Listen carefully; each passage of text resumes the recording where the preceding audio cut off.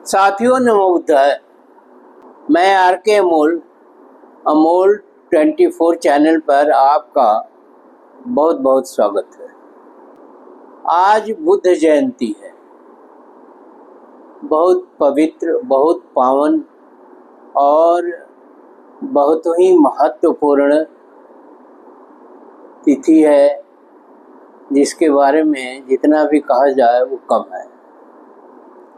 आज ही के दिन तथागत महामानव बुद्ध का जन्म कपिलवस्तु में शाक्य वंश में हुआ था। कपिलवस्तु आप सब जानते हैं, उनका जन्म तो लुम्बिनी में हुआ था। कपिलवस्तु के तो वो राजा थे। लुम्बिनी एक महत्वपूर्ण बौद्ध तीर्थ स्थल है और काफी लोग वहाँ जाते हैं।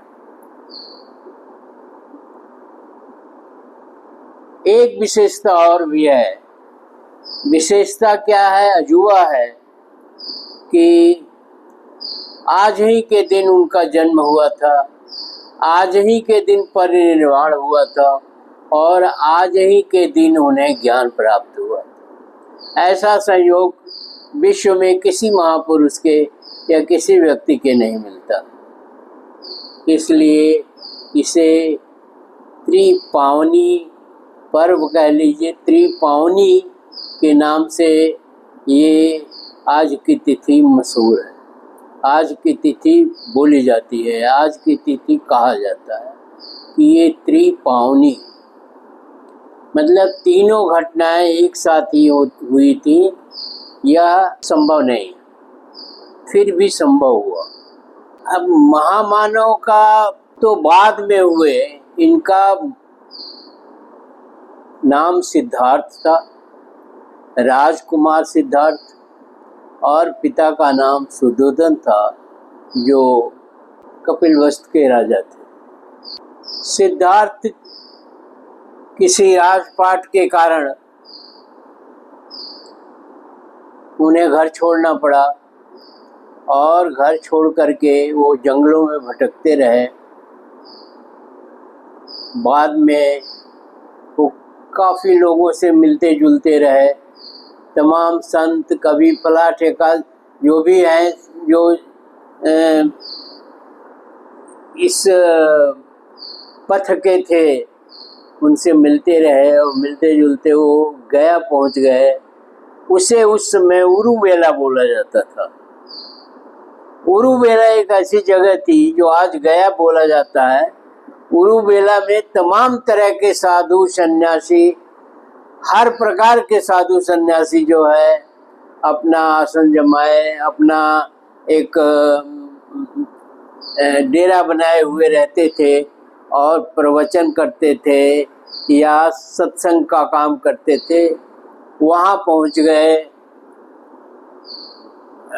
सिद्धार्थ, और वहीं एक पीपल के पेड़ के नीचे उन्हें ज्ञान प्राप्त हुआ, जिसे बोधि वृक्ष कहते हैं, और वो भी आज ही के दिन प्राप्त हुआ।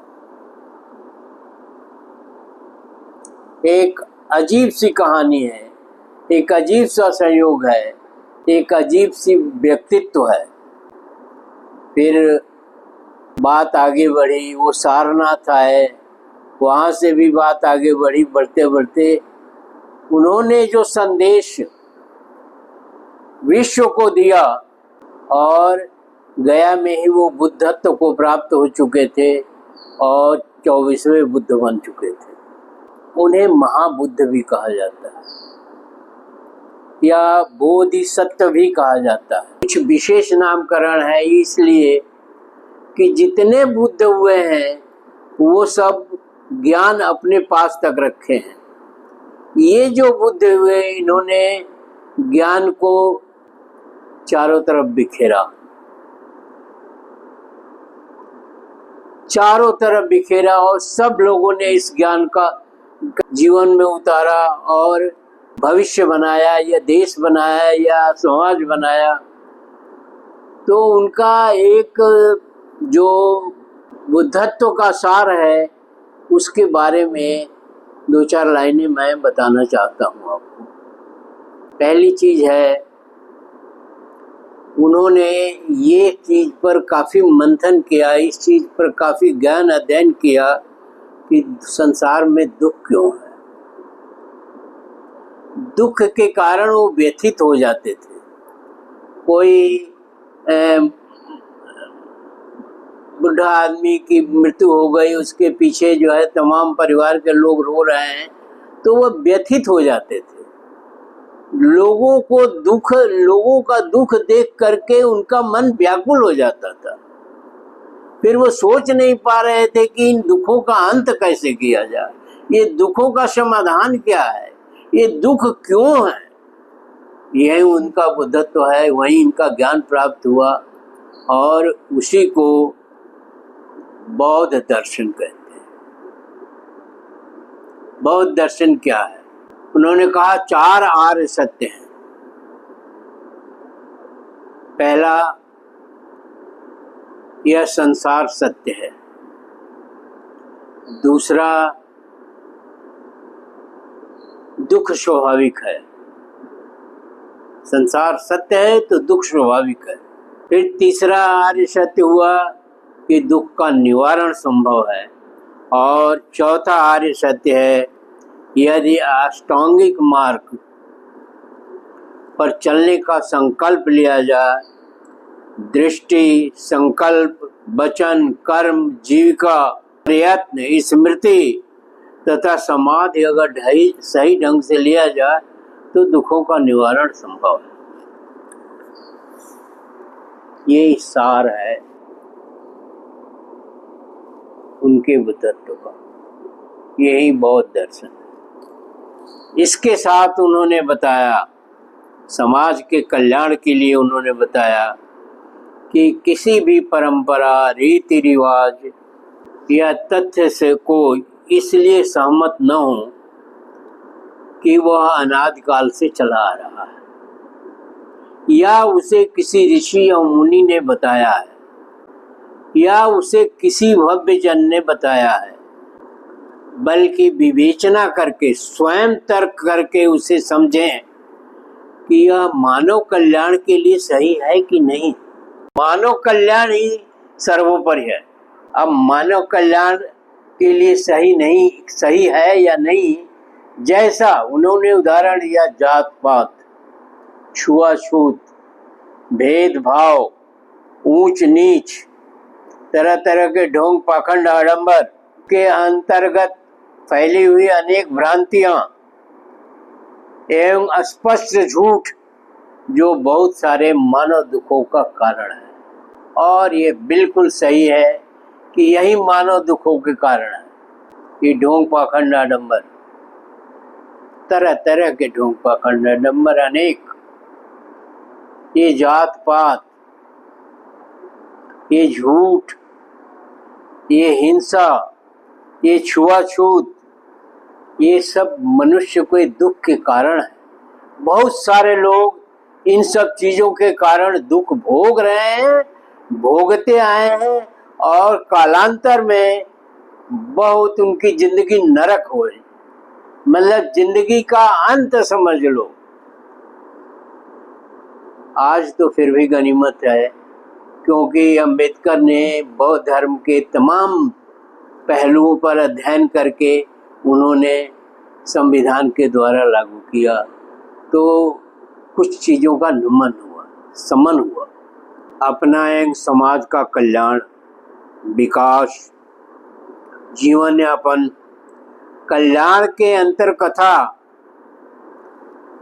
को जन्म से का मतलब ये हुआ कि आप जन्म से ही दलित हो, आप जन्म से ही पिछड़े हो, आप जन्म से ही सारे दुख आपके लिए मिले हुए हैं। ऐसा नहीं है।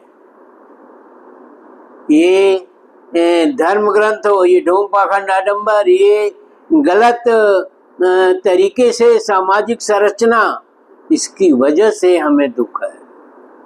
इसे अगर ठीक कर दिया जाए तो दुख समाप्त हो जाएगा।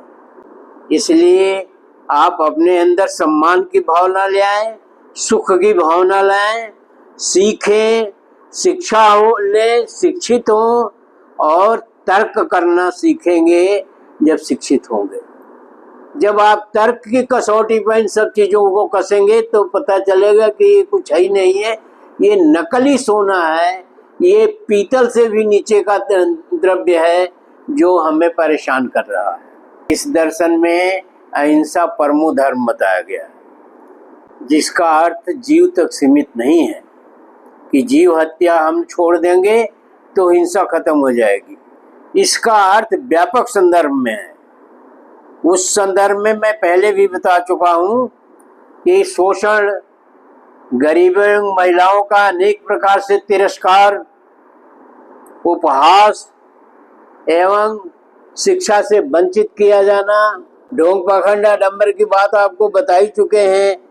जानवर और पेड़ पौधों को अनेक प्रकार से क्षति पहुंचाना या उनके साथ भी हिंसा करना, अर्थात सामाजिक, मानसिक, आर्थिक एवं प्राकृतिक शोषण भी हिंसा की श्रेणी में ही आते हैं। आप जो सामाजिक, मानसिक, आर्थिक एवं प्राकृतिक शोषण करते हैं वो बहुत बड़ा हिंसा है, उसे भी खत्म करना है। मजबूत लोगों द्वारा मजबूर लोगों को, जैसे बहुत सारी उच्च जातियों के लोगों द्वारा दलितों और पिछड़ों के ऊपर अत्याचार करना, ये भी बहुत बड़ा हिंसा है। वास्तविक संदर्भ में ये हिंसा तो बहुत बड़ा है और जिसका व्यापक प्रभाव भी है। व्यापक प्रभाव उन्हीं तक सीमित नहीं है, इस देश की अस्मिता तक गया है। ये देश गुलाम बना है इन्हीं चीजों की वजह से, इन्हीं हिंसा की वजह से, इन्हीं जात पात की वजह से, तर्क न करने की वजह से, अशिक्षित होने की वजह से ये देश अनेकों साल, हजारों वर्षों तक गुलाम रहा है और आज भी मानसिक गुलामी ही चल रही है। आज भी आप आजाद नहीं हैं। आप स्वेच्छा से ये काम नहीं कर रहे हैं। आप स्वेच्छा से दलितों और पिछड़ों के बारे में नहीं सोचते हैं। आप संविधान या कानून की वजह से ऐसा सोचते हैं। जिस दिन आप स्वेच्छा से सोचने लगेंगे कि ये दलित भी मनुष्य हैं और हमारे भाई हैं, हमारी ही तरह मनुष्य हैं, पिछड़े भी मनुष्य हैं और ये हमारी तरह से हैं, उस दिन किसी प्रकार की हिंसा नहीं होगी। उस दिन ये देश खुशहाल हो जाएगा। उस दिन ये देश के पास गुलामी शब्द का नाम ही मिट जाएगा और हम वास्तविक रूप में सुखी हो जाएंगे। जब तक पूरा समाज सुखी नहीं होता है तब तक तो 10% लोगों के सुखी होने से कोई समाज सुखी नहीं होता है, कोई देश सुखी नहीं होता है, कोई उसकी मान मर्यादा नहीं बढ़ता है। इसलिए बौद्ध धर्म में दलित, महिलाओं, पिछड़ों या किसी भी मनुष्य से कोई भेदभाव नहीं किया जाता। वो भेदभाव को बहुत ही गलत समझा जाता है। उसमें ये भी बताया जाता है कि किसी नदी में स्नान करने से पाप नहीं धुलते हैं। पाप और पुण्य कोई चीज नहीं होता है, इसका जीवन से कोई संबंध नहीं है। पाप और पुण्य जो है एक ढकोसला है, एक ढोंग है, एक पाखंड है और पाप पुण्य के नाम पर लोगों को डराया जाता है, लोगों को समझाया जाता है और उनसे भेदभाव किया जाता है और उनका शोषण किया जाता है। ये पाप पुण्य और किसी नदी के स्नान का ये शोषण करने के लिए है, ये डराने के लिए है और ये शासन कायम करने के लिए है और ये एक छलावा है, भ्रम है।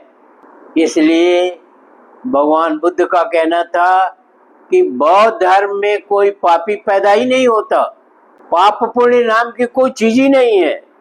कोई हिंसक और अन्यायी नहीं पैदा हो सकता बौद्ध धर्म में। यह पूर्ण रूपेण यथार्थ, समतामूलक, अहिंसक, आडंबरहीन एवं व्यवहारिक धर्म है। यह व्यवहारिक तथ्य है या कथन है या रास्ता है या मार्ग है या विचार है। अब इससे अधिक तो कुछ हो नहीं सकता। महामानव ने एक सरल, एक सुलभ, एक तार्किक, एक समझदारी भरा जो है उन्होंने दर्शन दिया, और इस दर्शन का उपयोग भारत नहीं कर रहा है, जब भारत में वो पैदा हुए, दुनिया कर रही है। यह एक आश्चर्य और है। इसलिए हम आप सभी से अपील करेंगे, निवेदन करेंगे, आग्रह करेंगे कि बौद्ध धर्म के सिद्धांतों पर, बौद्ध धर्म के मार्ग को अपनाएं, उसी मार्ग पर चलें और समाज भी सुखी करें और खुद भी सुखी हो और देश भी सुखी हो और समाज भी सुखी हो। आज भी उस चीज को कुछ लोग देश के अंदर सहयोग करते हैं, सपोर्ट करते हैं, जो गलत है। इसी के साथ मैं भगवान बुद्ध को, तथागत को, महामानव को बार बार नमन करता हूँ और आपसे निवेदन करता हूँ कि उनके बताए मार्ग पर ही चलें। बहुत सुलभ, बहुत सच्चा और बहुत तथ्यपूर्वक मार्ग है, तर्कपूर्ण मार्ग है। आप ध्यान से अध्ययन करिएगा और इस दर्शन को अपने जीवन में उतारिए, अपने परिवार के लोगों के जीवन में उतारिए, अपने समाज के जीवन में उतारिए, अपने देश के जीवन में उतारिए, और आप देखिए कि आपका जीवन कितना जीना आसान हो जाता है। वीडियो को शेयर, लाइक और सब्सक्राइब करना न भूलें। धन्यवाद। और यह आपको मेरी एक अनूठी भेंट है त्रिपावनी पर्व के अवसर पर। धन्यवाद। जय भारत, जय संविधान, जय बुद्ध, जय तथागत।